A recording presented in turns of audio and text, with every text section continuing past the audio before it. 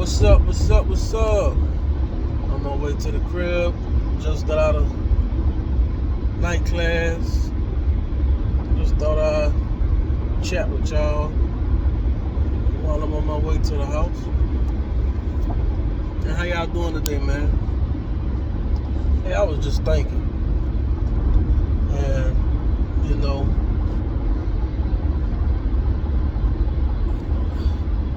why do people choose many different ways?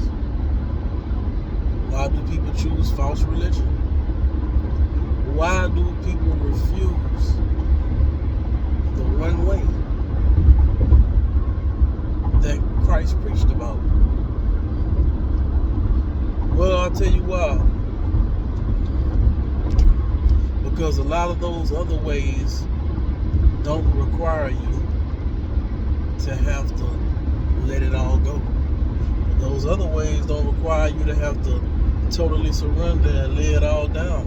See, I can go into a lot of those other religions, man, and I can still hold on to sin, right? Some religious groups, it's okay to have hatred for another race. Some religious groups, it's okay to have to be sexually immoral.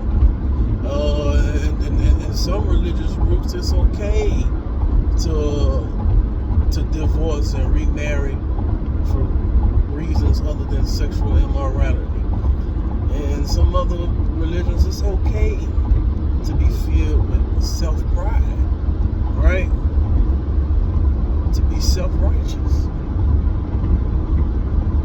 But when you go to Christ, He requires you to lay all that down. I'm going to tell you something, man. And I'm driving right now, so I can't pull up my Bible, man. But Jesus said the first step to be my disciple is that you have to first deny yourself. Man, without that, if you can't first deny yourself, you can't be Jesus' disciple. I'm going to tell you how it was revealed to me. We are our own gods. I'm not saying that we gods, but we have made ourselves our God. Idolatry. Well, we live for to please ourselves. We are the problem. Jesus said that you'll know the tree by the fruit that it bears. So we done focused all these years on fruit, trying to be good fruit pickers. Man, if I could just get this sin out of my life, I'd be all right. Nah, man, pay attention to what Jesus said. He said you will know the tree by the fruit that it bears. The fruit ain't the problem. The tree is the problem. And the reason why the fruit is bad is because the tree is bad. It's not a good tree that sometimes makes mistakes and bear bad fruit. That's not how that works. I know that's what we like to believe about ourselves. That I'm a good tree. Sometimes I slip up and I bear bad fruit. Nah, man. You have to first acknowledge who you are and what you are. That's why in the book of Galatians, I understand why the law came first. I really do. I understand why the law came first. I really do. The scripture says that the law was our schoolmaster to bring us to Christ. So what I believe is this, that there's nothing else that can bring you to Jesus Christ besides the law, right? What I mean is this, the law is what reveals to you that you need Jesus. The law reveals to you your condition. the law reveals to you that, man, that there's sin in your life. And no matter how hard you try, you can't do right because you're a bad tree. So Jesus said, those who well don't need a physician, but those who sick. And there's only been one thing that's been sent to reveal to us that we are sick. And that was the law. That was the purpose of the law. To show you yourself. To show you that you fall short.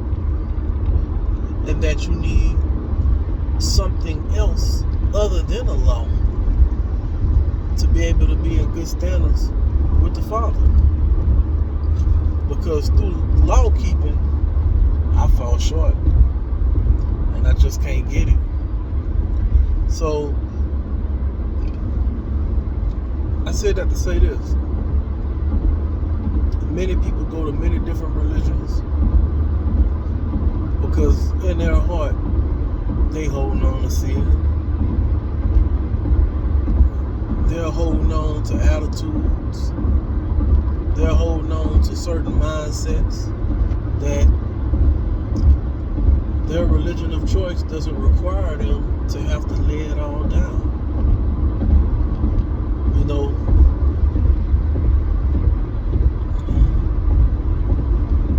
that one way though, Jesus Christ said you have to pick up your cross and die to yourself daily.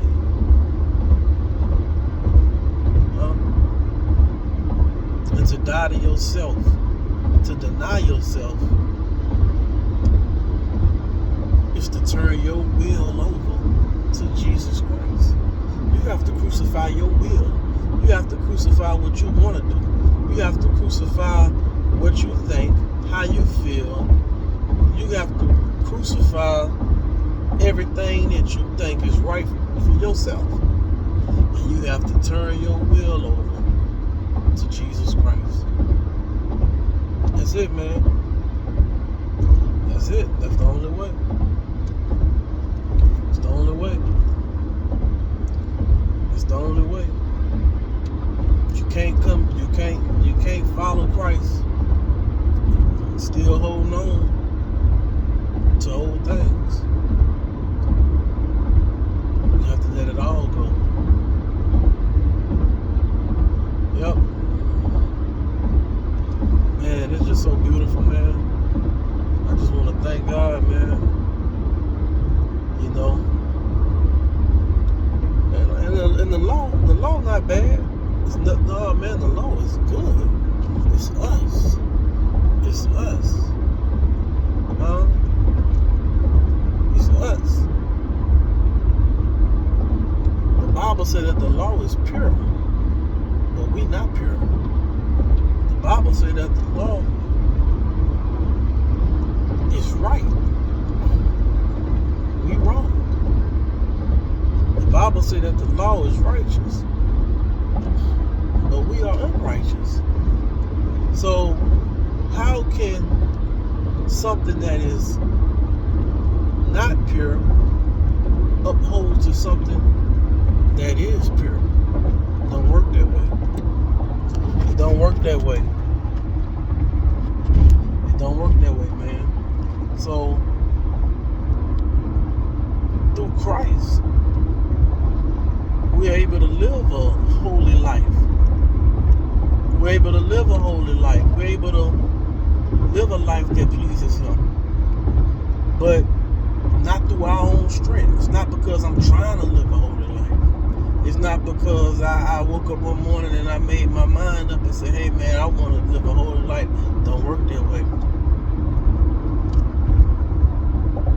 Remember what the Apostle Paul said, the life that I live, it is not I that live it, but it is Christ. He said, I'm dead.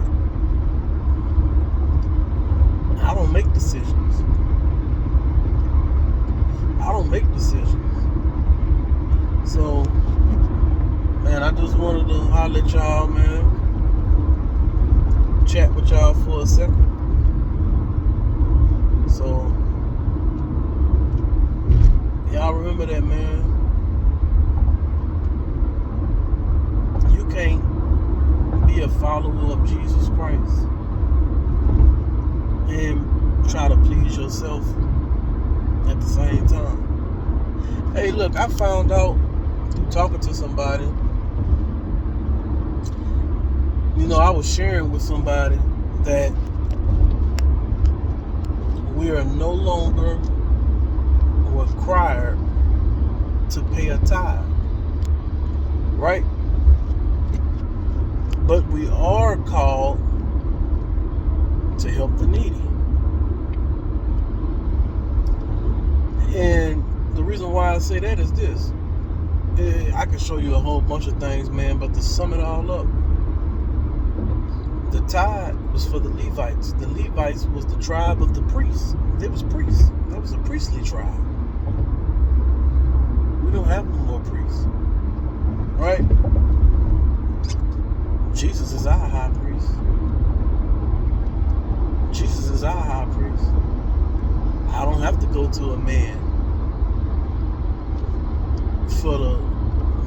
A man is not, there is no man on this earth that's a mediator between me and God. There is no man that goes inside of the tabernacle and offers up a sin offering or a trespass offering on my behalf and also on his behalf. That's over with. Jesus Christ is our high priest. So after going through all this and sharing this with this person, and man, we talked, man, probably a whole hour, and I just went through many scriptures, that prove that, man, listen, we're no longer required to tithe. We're no longer required to do that. We are required to help people. We are required to, if there's a person that man, that's a minister, if you know a person that preaches, man, hey, look, support them. Support them. But it is not a law that's required, right? Through tithing. And from what I found out, I used to think that people tithe because the preacher was misleading them to get them out their money. Man, I was wrong. Believe it or not, most people tithe. Remember what the scripture said now? They're going to heap up teachers after their own lust. Man, do you know that most people tithe because deep down inside, and they might not even realize it, subconsciously, they love to feel like it's something that they're doing that has them in right standards with God. They love to feel like it gives them a joy to feel like that there is something that they're doing to be saved. So even if you show them, man, they're not going to receive it, man. And it's not because a teacher or a preacher came and deceived them. Most of them do it because it makes them feel good. Remember what Paul said in the book of Ephesians. For you have been saved by grace through faith, and not of works, right? So he said, for by grace through faith are ye saved, right? And not of your own. So that what? No man can boast. So it's something about when you work, it's tied to boasting. See, if I could go and I could tithe, man, and I could boast and I could brag and say, yeah, I do this. I'm in good standards with God.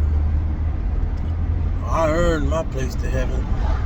I do this. And I'm telling you, man, that's why a lot of people do it. Look, I ain't gonna hold y'all up too long, man. Y'all have have a good one, man. Love y'all.